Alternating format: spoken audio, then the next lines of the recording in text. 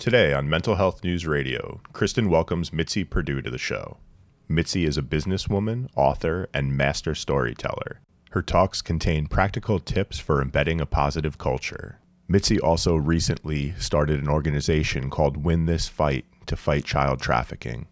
Today they'll be discussing how real wealth is defined by how much you give and not by how much you receive, as well as how Mitzi created a new way to give more to try and prevent child trafficking. You won't want to miss this episode. Thanks for tuning in. I wanna try and take in all the highs, embrace them for more than a moment's time. I want you, please don't move when I push you away. I know I contradict myself some days, but will you ride the lows with me? Welcome to Mental Health News Radio. I am your host, Kristin Sunanta Walker. Our goal is to help discussions about mental health be a regular part of your daily life, no different than discussions about physical health. Mental illness can be a topic of discussion under the umbrella of mental health, along with so many other topics. This show is the original program on mentalhealthnewsradionetwork.com.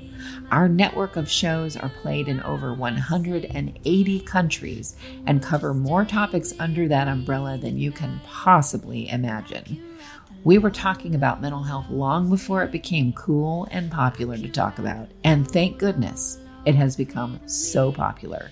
We have incredible guests, advocates, patients, experts, people.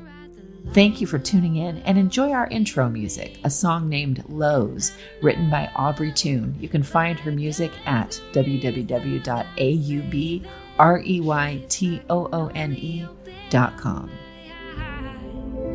That night when I started praying, I cried. Will you ride the lows with me? Will you ride the lows with me? When I'm down, my vision gets blurry. Mitzi, thank you so much for coming on Mental Health News Radio. What a complete joy to be with you. Thank you. Now, you've been doing the podcast rounds, I heard, 60 some shows this year so far. At this moment, you will be the 70th. Wow. Okay. That's a lot of guesting. How are you finding it? Because I know it's so different. Each host has their own thing. Well, actually, I absolutely love it because I have a message that I care about. And the most wonderful thing is it seems that people like to hear it because I keep getting invited back. Well, you are delightful. I can say that. Just even in the emails that we had going back and forth, I just felt immediately, this is a really nice person. I'm excited to speak with her. Okay, then I have to barge in and tell you my theory of life. Please. It takes one to know one. You just said that I'm nice. Well, that guarantees that you're nice. Well, I love that. And do you mind if can you say the quote that you gave to me about success? Yeah, it's a quote that I made up, so I'm quoting myself, but it does guide my life. Success is measured not by what you can get, but by what you can give. It brings tears to my eyes again as you said it. That feels like my life. Well, I figure, I'm an ambitious person, and I'm constantly taking courses and trying to become a bigger and bigger person with the idea that the more successful I am, the bigger the platform I have. And that means for me, success is I want to be able to reach a large audience. And because the large audience, from my point of view, is I have ideas that I'm eager to share. And a large audience means that I can give more. And as for being on 70 podcasts as of today, I live for sharing the ideas that I hope will help people's lives in one way or another, get them closer to where they'd like to be in life. What do you, I'm diving right in, but I've got so many questions for you. In terms of what Western society tells you and I don't mean just you, I mean the larger collective you, what success is, that can be very difficult, very challenging for people depending on where they're coming from, especially if they have mental health struggles. So a statement like what you just said, by what you give, takes away a lot of that idea that, oh, it's this mansion, or oh, it's this thing, or oh, it's if you have a lot of stuff. That your statement about how success is measured it can mean that, and then it doesn't have to mean that. That's why I love it. So where do you sit with Okay, I will share that? with you, just very, very frankly. In my life, I've known a number of extremely wealthy people. I've also known a number of extremely miserable people, and the overlap between great wealth and misery happens to be much too close. To me, well, I'm going to quote a philosopher from 2,300 years ago. It's Plato. And Plato is saying this in Athens 2,300 years ago. He was telling his students about happiness. And he said, men think 3 things will make them happy that never do. And those 3 things are money, power, and fame. And he said the problem with those is they might give you a brief little burst of happiness, but long term, you always crave more. The more fame you have, the more power you have, the more money you have. It's not satisfying. You just, it's a rat race where you want more and more and more. So his students asked him, if money, power, and fame do not make people happy long term, how about never? What does make people happy? And his answer, and I think this directly relates to your question, his answer isn't that you have stuff. No, his answer was truth, beauty, and goodness. And the reason truth, beauty, and goodness make men happy, and I guess he's saying mankind, or let's go with people. The reason truth, beauty, and goodness makes people happy is they're delightful in themselves, and you don't have to kill somebody for a bigger dose of it. They're satisfying in themselves. You don't have to always get more beauty. No, each beautiful sunset is satisfying and wonderful in itself. Each time you've done something good, it makes you feel great. So truth, beauty, and goodness. And allow me to switch from a philosopher from 2,300 years ago to my darling late husband. Here's a phrase that he used to use. He said, if you want to be happy, think what you can do for somebody else. You really want to be miserable, think what's owed to you.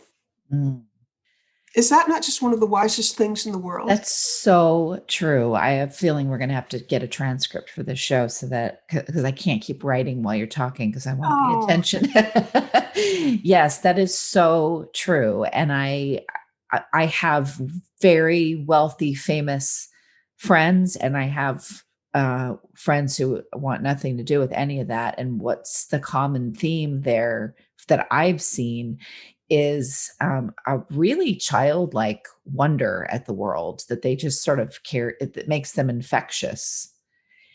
And a friend of mine that's very famous said, I don't know how this happened to me. I'm not more talented there's so many people I meet that are so much more talented, beautiful, blah, blah, blah, than I am. I can't give you, she's turned down every sort of come and speak on our stage about how you do what you do. She said, I don't want anything that puts me in a category of that I'm special above other people. And it took her a lot of years of soul searching to deal with the attention that she always got. And I think what finally helped her start rounding the corner was just her total awe and wonder and sort of childlike state about a lot of things, that she could sit and just stare at the sunset and go, this makes me happy. Does that make sense? And I totally endorse that because, well, I'll tell you about the family that I grew up in, the Henderson family. And I don't know if you mentioned this or not, but my late father was the co-founder and president of the Sheraton Hotel chain. At the time of his death, he employed 20,000 people. So guess what? Filthy, stinking rich, 400 hotels that the family owned. Right. So was he happy or not? I'm going to say his life was totally happy, because I remember coming in on him in his office in our home, and he was surrounded by all these books and papers and just hard at work. And I'm a little girl at this point, probably 10 years old. And Daddy, what are you doing? And he said that he was working on donations to different charities. And I asked him, why do you spend so much time on that? And he said, the greatest pleasure my wealth has ever given me is in giving it away. Yeah. Is that cool? I love that. I love that. There's a couple, I wish I would have Googled their name, but I didn't know we'd be going in this direction. But their goal was to give away 90% of their fortune that they had made by the time that they were getting ready to move to the next stage of their life. And they succeeded, and they donated everything anonymously. Frank Perdue used to do that. This is my late husband. And the happiest one of his donations, which, by its nature, it couldn't be completely anonymous, but he gave thousands of scholarships. And the happiest I ever saw him would be when, say, somebody who might be 30 years old, 35 years old, maybe they've started a family, and we could be in a restaurant in some city in America or even in Europe, and somebody would come up to him and say, that scholarship that you gave me, it's made all the difference in my life. I have a great career now and a nice family, and it wouldn't have happened without the scholarship. Well, Frank would just be happy for the rest of the day, knowing that he had made a difference. That is how I feel too. On the other side of it, I have this friend who just I never cared if he could go sit and meditate in front of a tree and not eat ever, that he would be the happiest. Right. So Truth, beauty, and goodness. Plato was right. Yeah, exactly. And he's like, I'm a fisherman, and that's what I do. And I'm so happy. He teaches the way that he fishes is from a long line of fishermen, and he teaches that as well. And he hardly has anything in terms of what Western society would say is success. And yet he is probably the happiest person I've ever known in my life. I've never heard anyone laugh and have it be infectious like this guy. Well, this spring, I wrote a book with Mark Victor Hansen, the Chicken Soup for the Soul guy, and a total hero, by the way. I mean, that guy he's just so brilliant and kind and wonderful. Well, in this book, it's called How to Be Up in Down Times. And I told the story of Plato, but then I told a PS to the story, and I'd love to share it with you. Yes, please. It's a story of an emperor of France and a saint. The emperor of France was Napoleon Bonaparte. The saint was Mother Teresa. Now, Napoleon Bonaparte, back around the early 1800s, he had more wealth, power, money, fame, women, territory, all the earthly goodies that life has to offer in more abundance possibly than anybody before or since has ever had. I mean, just staggering amounts of wealth, money, power, fame. Mother Teresa, on the other hand, the charitable order, the Catholic order in which she was a nun, doesn't allow personal possessions, with the exception of she could personally own the 3 cotton saris that she wore, and that's the dress that a poor Bengali woman would wear, and the sandals on her feet. That was the beginning and the end of her personal possessions. And with her vow of poverty, she also, she would what's called eat the bread of the poor. If she was with say, a leper, she would eat the same food that the leper would. And so she was as far removed from Napoleon Bonaparte as anybody in the world could be, I think. Well, who was happier? I mean, is that not a good question? Did the person who had more power, money, and fame than possibly anybody else ever? Absolutely. Okay, here's the answer. And we don't have to guess, because both people wrote about their lives when they were getting towards the end of their lives. Napoleon Bonaparte wrote, and he's in exile in the South Atlantic somewhere, St. Helena, I think. And he's writing that when he looks back in his life, he can't count 6 happy days. Is that not amazing? Ooh. Okay, now let's jump over to looking at the life of Mother Teresa. Towards the end of her days, she wrote, "My life has been a feast of unending joy." Amazing. Is that not just the coolest thing in the world? The person with almost no possessions had a life that was a feast of unending joy. Mm-hmm. And Napoleon couldn't count 6 happy days. It's an amazing story, and just the juxtaposition of those two people's lives. Well, I came across it when just completely by accident. I love to read, and this happened. A biography of Napoleon was in my hands, and I read it. And then I came across a biography of Mother Teresa, and I read it. And I mean, you couldn't get a bigger contrast. Mother Teresa's entire life was about giving. Napoleon's entire life was about taking. And the givers of the world, like Mother Teresa, are happy. The takers of the world, like Napoleon, are miserable. True. Very true. And finding how to be happy is for many, a lifelong quest. Well, I'm 79, and oh my gosh, I'm going to say something so presumptuous, I ought to be locked up for it. But I kind of think I've found my happiness. That's fantastic. But it's in well, I'm working on a charity. It's called Win This Fight, and it's fighting human trafficking, which I think is the worst scourge in the world. Absolutely.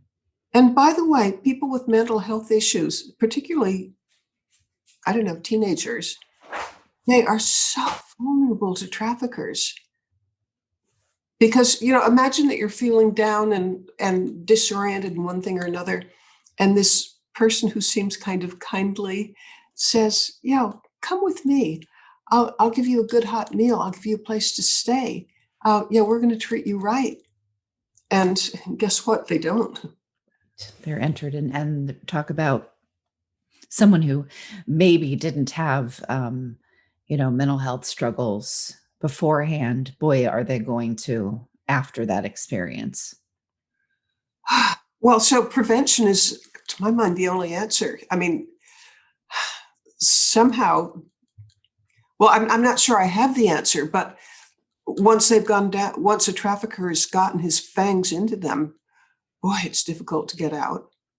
Because are you aware, this is somewhat new for me, I learned it in the last couple of years, but a 12-year-old girl who's been abducted, very typically, she'll have to have sex with strangers 10 or 12 times a night. Right. And in the course of a year, it might be 3,000 men. And how you get back on your feet after that is mysterious to me, but I've met people who have put their lives back together, but it took years of therapy and yes, and help. But like my own son is dating a woman who was trafficked for 4 years. Wow. So it can be done. She got out of the life 20 years ago and became a very successful stand-up comic. And I'm just amazed that somebody could be abused so terribly for 4 years and still later in life, unless you knew her pretty well, you wouldn't even guess that she'd ever been trafficked. Right. How did you get into this? I mean, I know, my journey of getting into dealing with a lot of early childhood trauma, sexual abuse. I was sexually abused by my father, and I started at 12 getting away from him, and then I've been talking about it ever since. But how did you come to this? What was the thing about this particular topic, trafficking, that spoke to you and made you want to champion against it and also for the people that have endured it? Oh, my story began April 11th of 2019, because up until that time, I had heard the word human trafficking, but it didn't resonate with anything that I knew anything about. And so the words just kind of glided by. But then I heard a lecture. It was by a guy named Paul Hutchinson, and he showed videos of girls whom he and his organization, the Child Liberation Foundation, had personally rescued. But in these videos, I saw, little 11, 12-year-old girls, and I have to see the video again to know how many there were, but at a guess, like 20 of them. Mm. And they were all herded together for an orgy on an island. And I looked at their faces, and I'm a grandmother. I've got grandchildren, which are the age of these little girls. And to see their faces, they were kind of frozen, immobile, with like terror and horror. And I'm thinking that this particular story has a happy ending because they were all rescued and put in situations where there would be families to look after them. Because the Child Liberation Foundation doesn't rescue children unless they know that there's a safe place for them to go and be restored to something as close to normalcy as you can get. But at the time the videos were being secretly recorded during this sting operation, and the little girls didn't know that they were going to be rescued, and I couldn't unsee it, the absolute horror. And so I began looking into what human trafficking was about, and sex trafficking with children. I mean, there are estimates from the United Nations that there are 1 million children being sex trafficked. Yes. And it hadn't crossed my mind that a child might have to have sex with strangers 10 or more times a night. And then only one child in 100 is rescued. The rest, their life expectancy is less than 7 years. Yeah. They will die from a drug overdose, or they'll die from suicide very frequently, or disease, or they'll be murdered and their organs harvested. And when I'm learning this, I'm thinking, this is the most evil thing that I've ever even imagined. Yes. And I thought, I want to do something about this. And, well, I'll tell you what I've been doing about it. I felt, as I'm sitting in the audience, I wanted to write a great big check to help save more children. Mm-hmm. But then I thought, if I do that, that means cutting back on charities that I'm already committed to, like, for example, the food bank. And I'm thinking of the charities I'm associated with and who could I cut back on? And I didn't want to cut back on any because, some I've been involved with, maybe even being on their boards for like 10 years. And I didn't, I was stretched as far as I could. Right. So an idea came to me. I've inherited from my parents a desk that we believe belonged to a de Medici cardinal around the year 1600. And I thought, if I put this up for sale, two very good things would happen. It would raise money enough possibly to save 100 kids. And because it's a historical item and it belonged to somebody famous, there would be a lot of publicity around it, which would give more attention to human trafficking. Yes. Okay, so that seemed good. But then it occurred to me, I bet there are a lot of other people who have possessions that maybe they're in storage, maybe they're tired of them, maybe they need room for something else. Maybe the second wife hates the first wife's jewels, or who knows what. What if there were a giant auction that would raise $100 million that would be a way for people to convert physical property, tangible property, into cash? And a wonderful thing happened. First of all, there are huge numbers of people who were in the situation that I was in, who you'd like to write a great big check, but you're already committed as hard and fully as you can be to other charities. But if there were an easy way to convert property into cash, they'd do it. And a huge number of super wealthy people have like works of art in storage. And they'd be willing to part with it for the amount of good that they could do. Well, I went to one of the major auction houses. Actually, I went to two of them in New York, and both agreed that for the sake of attacking human trafficking, that they would forego their commissions. Wonderful. I told PBS about it, and they liked it enough so that they have already filmed a half-hour documentary on this. And the reason they were interested was because some of the gifts that have come in are just staggering, like one of the world's largest perfect emeralds, or a diamond and sapphire necklace that belonged to Marlene Dietrich that's appraised at $1 million. Oh my goodness. And the biggest one, by the way, I've been traveling around the world getting these donations. The biggest one was from a jeweler in Taiwan. And I've been giving talks in Taiwan, in Taipei in particular, and he knew what I was there for, and he invited me to have tea in his home. And we're having tea in the second floor of his house. And it's surrounded with just amazing Asian works of art. And he starts telling me, he said, Mitzi, this is a $150 billion a year industry, and it's the cartels that control it. And if you were able to raise $100 million, you could make a dent in their income. Right. They kill people. And he said, aren't you afraid of that? And I just blurted out. I said what was in my heart without thinking it. I said, I'm 78 years old. I believe in this cause.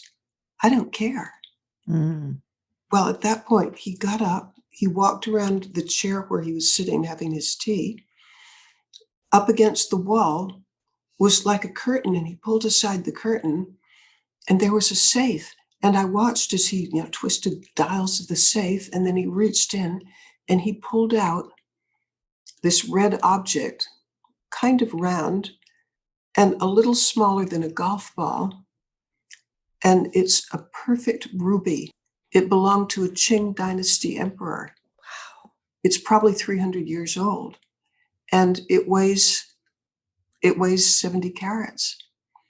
And since I'm going to guess that I'm probably the only one who's going to hear this, who knows what a 70 carat ruby looks like, but imagine you're holding in your hand a golf ball and something 10% smaller. I mean, it's not as big as a golf ball, but it's right up there. And just imagine what that's going to sell for. Wow. And then the other thing that I'm up to, and by the way, it was stories like that made PBS want to cover it. Of course. But because of COVID-19, that's all been put on hold because the auction house, and I'd mention the name of it, but they'd prefer that I don't, because since they're foregoing their 20% commission, they don't want all their other clients to know that this is getting special treatment. Right. I mean, it's not a deep secret. It probably will come out, but they asked me not to emphasize it so far. But it's one of the best auction houses in the world. Of course. I can guess which one, but I will not say. Both made the same offer. Well, let me not give away the secret. You can guess, but not out loud. The other thing that I'm up to is, it occurred to me that what if I gave a TED Talk on this? And the TED Talk would be, the title of it would be Human Trafficking's Evil Equation. And the evil equation is obscene profits, $150 billion a year. So obscene profits, plus no punishment. If you are a trafficker, your odds of doing jail time are way less than 1 in 100. So obscene profits, no punishment equals unimaginable misery. So I want to give a talk about the evil equation and what can be done about it. And one of the unique features of what I'm doing is I'm not really raising money for Win This Fight. The money that I raise, the people who donate these fabulous items, they get to say where it goes. So supposing you love the Child Liberation Foundation or Safe House Project or any of whatever whatever organization you really care about, you can say that your object gets to go to that particular organization. Oh, wow. And I look at it very, very broadly. So, for example, if some of our listeners right now, if their issue is mental health, if they have a foundation connected with mental health, they could be eligible for one of these donations. I mean, if they have on their board of directors somebody who would make a large donation of a physical object like a hotel or a yacht, Right. or jewelry or a painting or whatever, they can say where it goes. And I'm all for mental health being one of the recipients, because people with mental health issues are so vulnerable to traffickers. Absolutely. I mean, traffickers want people who are vulnerable, and they don't even care what kind of vulnerability you have. By the way, one of the worst pipelines is children with LBT. Let me get it right. LGBTQI plus. Yeah, when I started it off wrong, I was going to get it wrong, but you know what I mean. Absolutely. Okay, they are particularly vulnerable. Yes. And then another population that's really vulnerable: runaways from child protective services. Another one, or the foster care system. Another one, and this is just so evil. One of the ugliest pipelines into trafficking is, supposing it could be a man, but just for conversation's sake, let's say it's a girl. She's been incarcerated for 5 years. And by the way, I know of a case of what I'm describing. She's been incarcerated for 5 years. She comes out. She's having a heck of a time getting a job because, she's a convicted felon. And she has a terrible time finding a place to stay. And this kindly, nice person seems to be waiting for her and says, "Oh, I've got a hot meal for you. I've got a place for you to stay. I'll help you get back together again."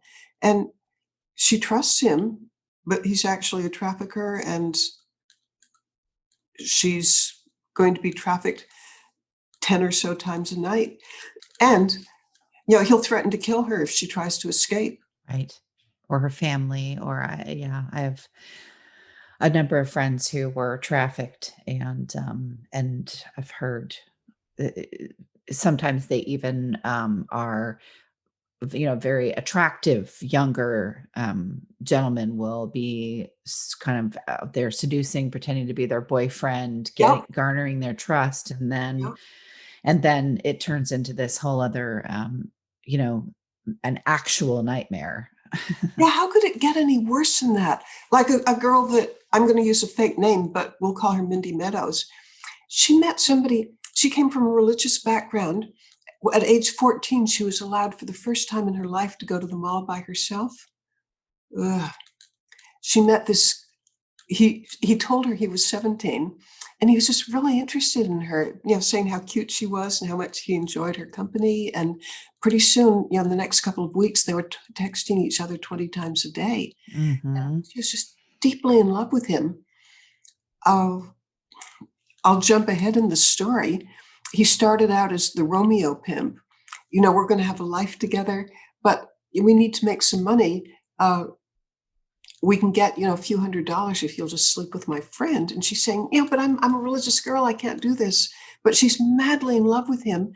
And he's sort of taken over her whole mind and her whole way of thinking. And pretty soon, Romeo pimp turns into gorilla pimp. And he threatens to kill her and her baby brother if she doesn't earn $500 a night. And pretty soon that's up to $1,000 a night. Right. And in the case of Mindy Meadows, she was with her pimp for 4 years. He made more than $1 million off of her. Yeah. Of which she didn't see a penny. And the whole time, she was afraid of being beaten or starved. It was just the ultimate nightmare. Yeah, it's always amazing to me what people can and do live through, and how they survive during that time, especially when we're talking about, the Romeo pimp, as you say, that the whole organism around child trafficking is an extremely, it's built upon cult like Yeah. I'm not telling you anything you don't know, but that they learn how to groom. They learn what child molesters learn how to do: grooming or subversive control, all of those things that are going on to just chip away. And they also bring in Stockholm syndrome, so that the child that's being trafficked then somehow ends up with some kind of empathy or feelings of love for their trafficker. And then I've had some that have said, I wouldn't have left even if I could have gotten away, because I thought I was brainwashed into thinking I was so in love with this person that was doing this to me, that they actually had to bring in a cult expert to deprogram some of these kids to get them to actually leave. It's just breathtaking how evil it is. But on the other hand, I've met some of the most wonderful people in the world who are attacking this problem and giving their lives to doing it. So it's, to my mind, it has the world's worst people and the world's best people. Yes, absolutely. And I'm so glad that you found it, because the amount of good that you can do there is astounding. I mean, look at what you're doing already. Well, I sure as heck want to do more. And I mentioned that I want to do this TED Talk. And in the TED Talk, I want to talk about the example of there is a country that has learned how to prosecute traffickers, and it's Taiwan. And they've made it a national priority to decrease, I mentioned the evil equation, extreme profit or obscene profits and no punishment equals immeasurable suffering.